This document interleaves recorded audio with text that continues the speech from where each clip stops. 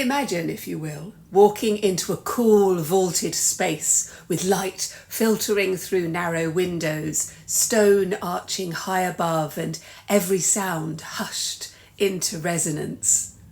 There's something about such a space that feels both grounding and elevating, holding us while also calling us upwards. Welcome to Wednesday Wandering with me, Cate Field. Wandering about stuff and not just wandering off. I really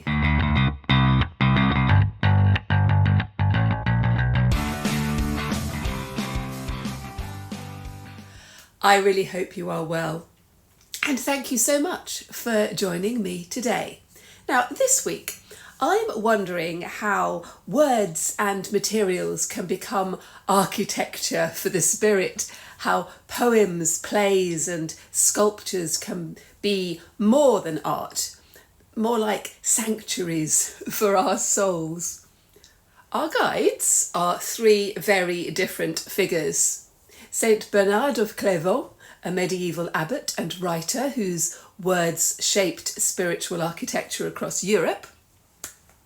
And then we're going to explore the wonderful work of Ntozake Shange, a poet and playwright whose words embodied the struggles and joys of Black womanhood in vivid colour. And then we're going to look at Louise Nevelson, the sculptor of shadows who built cathedrals from cast-off bits of wood. Together, they show us how language and form can shape the spaces in which our inner lives unfold. And we're going to start with Saint Bernard of Clairvaux, a builder of spiritual architecture. Bernard of Clairvaux was born in Burgundy in France in 1090 into a noble family. At 22, he entered the Cistercian order and eventually became abbot of Clairvaux, where his influence spread across Europe. He was a man of words, sermons, letters, treatises, and through these he became one of the most powerful voices of the 12th century. What makes Bernard so striking even now is that how he uses languages to construct not just dry theology, but what we might call an architecture of desire. Bernard's most famous sermons are on the Song of Songs, the lush, sensual, deeply poetic book in the Bible, while many before him shied away from its imagery of kisses and embraces and longing. Bernard leaned into it, and he dared to imagine the soul as a bride and God as the lover, and he preached that spiritual life was not simply about obedience or abstract truth, but about yearning and intimacy and passion. And in doing so, Bernard made the divine immediate and relatable, and he gave ordinary people a way to picture their own relationship with God, not as a set of rules or distant awe, but as a love story. And this was utterly revolutionary for his time. I like to think of his words as a kind of cathedral. A cathedral takes decades, sometimes centuries to build. Each stone is placed carefully, each arch calculated to bear the weight and lift the eye heavenward.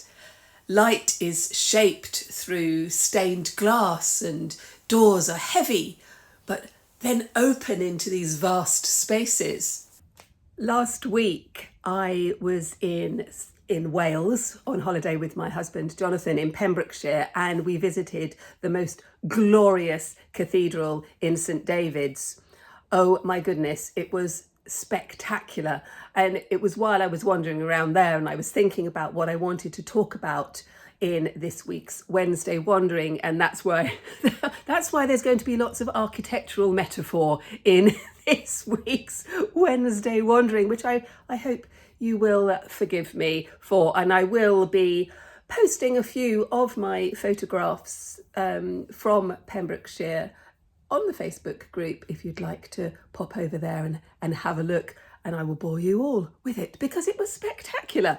Anyway, carrying on, Bernard's sermons were like this architecture. They were carefully built, arching upwards and coloured with metaphor, strong enough to carry the longings of various people and generations. Bernard's words didn't remain in cloisters and chapels. They spilled out into the world with enormous effect, actually. And he was a counsellor to kings and to popes, and his preaching of the Second Crusade in 1146 drew crowds so large that entire armies took shape. His words could soothe a troubled soul, but they could also stir up war. So there is a lot of contention here, and this is the duality of language, isn't it? It can build peace, or it can build fervour that destroys. And Bernard embodies this paradox. His legacy is not simple. His writings nourished mystics and contemplatives, certainly, but his eloquency also fueled conflict. He once wrote, "What we love, we shall grow to resemble." And it's a line that captures the heart of his thought. Desire shapes us. What we long for becomes what we are. And his sermons created an architecture of longing that I think still echoes in spiritual writing today. So my little reflection on St. Bernard is, what are the words and phrases or the longings that shape you?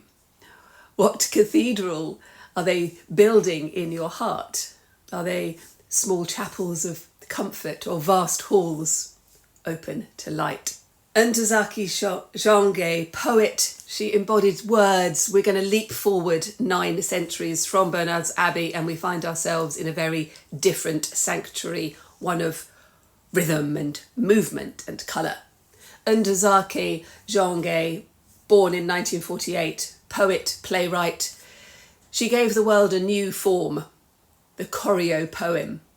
The word itself fuses choreography and poem, and that is exactly what her work became. It was not meant to sit quietly on the page. It was made to be embodied, to be spoken, to be danced, to be sung, shouted and whispered.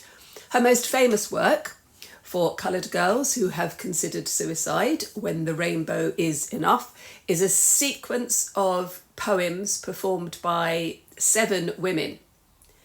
Each woman wears a different colour, and each voice carries a different facet of womanhood: joy, grief, betrayal, resilience, rage, tenderness, and triumph. And on the stage, these voices overlap, they interrupt and they harmonise, and the words have bodies, and the bodies have rhythm, and the rhythm creates a space.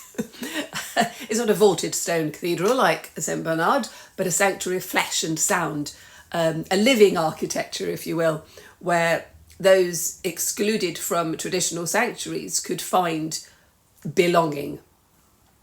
The colours matter deeply: red, orange, yellow, green, blue, purple and brown, and together they form this like a rainbow, and the rainbow is enough. It's a declaration that the complexity of Black womanhood, the full spectrum of experience, is whole, it's sufficient, and it's worthy of celebration.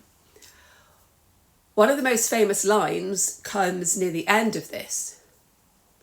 "I found God in myself, and I loved her. I loved her fiercely." And in that moment, the sanctuary Shange builds is not only for the community, but for self-recognition. It's an altar of self-love in a world that so often denied that love. And here, I think, we can see a bridge between Bernard and Shange. Bernard built cathedrals of longing for monks and mystics, and Shange built sanctuaries of voice and movement for women too often excluded from those cathedrals and pulpits. Both are using language to create sacred space, but for very different communities and in radically different forms. So my little thought, my little wondering on this: What spaces do your words, or the words that you cherish and create, what do they open up? Is it a vaulted chamber for awe, or do they pulse like the dance floor, or do they form a rainbow or a sanctuary of belonging? We're now going to move to Louise Nevelson, the sculptor of shadowed cathedrals. You're going to picture a wall, towering, immense, filled with wooden boxes stacked together, and each box crammed with fragments of the city. Chair legs, balusters, stair rails, scraps of moulding, broken doors, all of it discarded, left behind and overlooked. Now imagine it transformed, painted entirely black. The disparate pieces lose their individuality and merge into a single monumental whole. Black for Nevelson was not absence but unification. It made shadow into substance, mystery into matter. Her sculptures in black, like Sky Cathedral, became places of depth and resonance, chapels of shadow. At other times, she painted her constructions white, which gave them like an ethereal, ghostly quality, as though they were spectral echoes of the objects that they once were. And sometimes she paints them all gold, the colour of sacred icons and altars. Gold transfigures wood into radiance, elevating cast-off fragments into something luminous and almost divine. Her choices of black, white or gold was not just an aesthetic, it was symbolic, a way of declaring that these assemblages were more than art. They were sanctuaries, altars, worlds remade. Nevelson once said, "I have made my world, and it is a much better world than I ever saw outside." Her world was built from the fragments of others. She walked the streets of New York City, gathering cast-off bits of wood, and in her hands, these fragments became a new language. Each baluster, each chair leg once belonged to another structure, and each carried a history. And by reassembling them, she gave them new meaning, a new story, if you like. And her work speaks to us as a metaphor. What in our own lives feels broken or overlooked or cast aside, and what if those fragments are not waste, but they're raw materials waiting to be reassembled into something whole, something beautiful, and perhaps something even sacred. Nevelson's cathedrals were built not of stone, but of shadow and scraps, and yet, like Bernard's words or Shange's choreo poems, they become architecture for the soul, a space in which we might stand, look and feel held. So am I wondering, what are the discarded or forgotten pieces in our own lives that might be waiting to be gathered and transformed? So perhaps the thread between Bernard, Shange and Nevelson is this. Architecture doesn't have to be stone and mortar. It can be words, it can be movement and fragments of wood. It can be the architecture of the everyday. Think of the small stones that together make the dwelling of your life. That sound of the kettle beginning to boil, the familiar weight of your favourite mug warming in your hands, the worn cover of a book on your shelf, always waiting for you, that photograph tucked into a mirror frame, the feel of a shawl or a scarf or a fluffy hat wrapped around you. These are the modest building blocks of a life that shelters you. They might not look like cathedrals, but in their own way, they are sanctuaries, these quiet, steady, personal things. So here is your invitation for this week. Inspired by Bernard, what words might you use to build a sanctuary for your spirit? Could you write a few lines, a prayer, a poem, perhaps a single sentence that feels like shelter? Inspired by Shange, Can you give your words a body? Perhaps read them out loud with rhythm or move with them, letting the language become something physical and alive. Inspired by Nevelson, might you take something discarded, a scrap of paper, a broken object, something out of the recycling bin, and arrange them into something new? A small shrine, a simple collage, or a piece of assemblage art that reframes the overlooked and make it sacred. If you do create something or simply notice a moment of everyday architecture, I would love for you to share it with our community. You can find me on Instagram at Cate Field and in our wonderful Facebook group where so many of us gather to exchange creative sparks and the joy of just creativity. The link to join is in the description. And you can also leave a wonderful comment here because I love reading them.